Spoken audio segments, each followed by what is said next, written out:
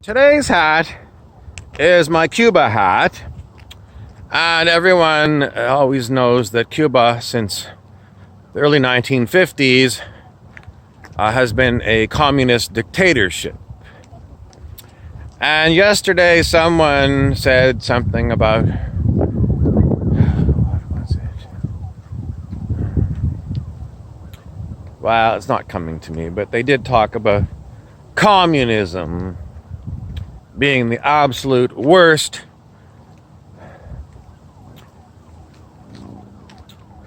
political ideology on the planet. There's nothing worse than living in a communist state. I have not lived under a communist state, so I don't have first-hand knowledge. Everything I get has been filtered through the movies and mainstream news. I have not been to Cuba, and I have not been to Russia.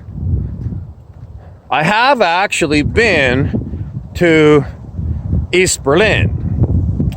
Well, of course, it was after it had been reunited with the West, so it wasn't actually, what was the other side of the Iron Curtain. But I did stay in a building that formerly had been Stasi headquarters, or a Stasi headquarters dormitory. Stasi was the East German government's secret police. So they would be equivalent to the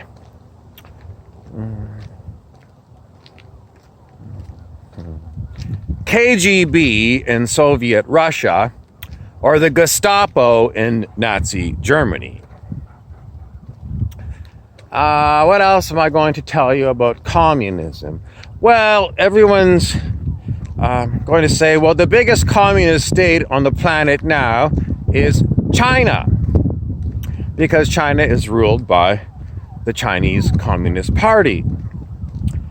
Now, the story is very interesting because the Chinese Communist Party had decided long time ago that it was going to beat the capitalist countries at their own game. Capitalism. So, what is the political ideology of the country of China? It is basically the same as it is in the United States.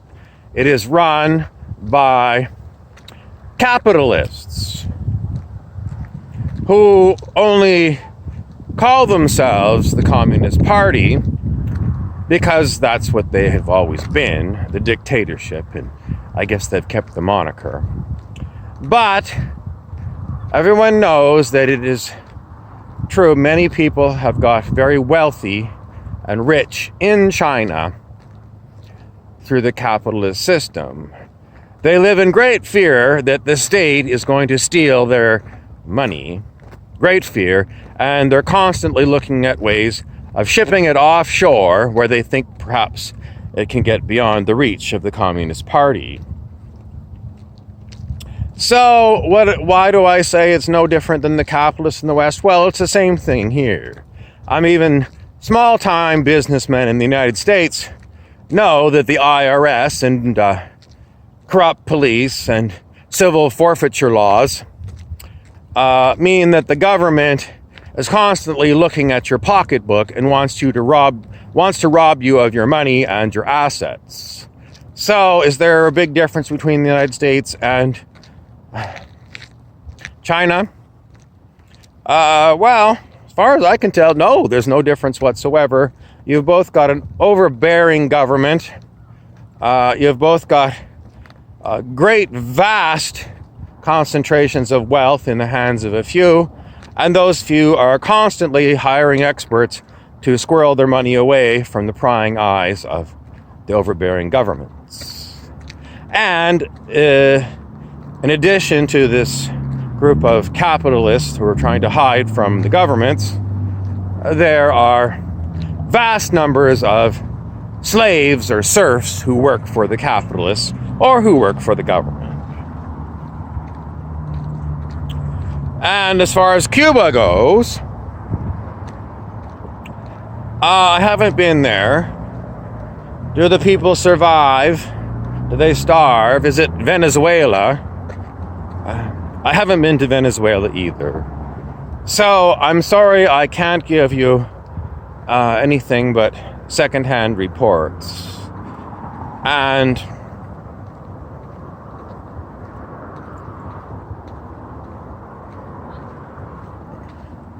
I don't know.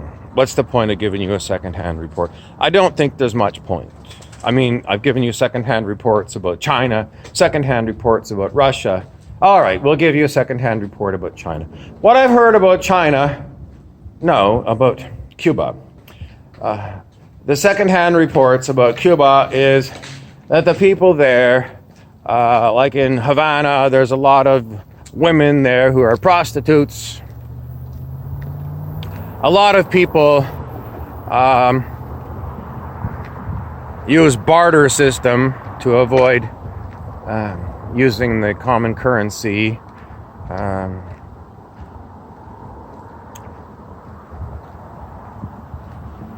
Apparently there is free medical care.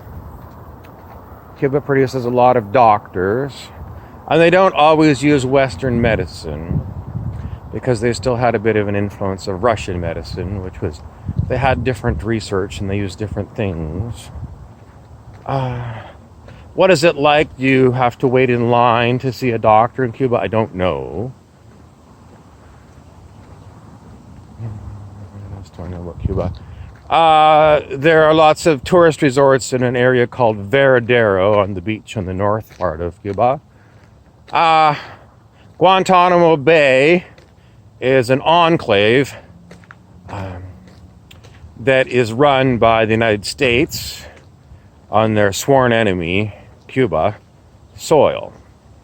That goes back to Teddy Roosevelt and the attack of the Americans on the Cuban island.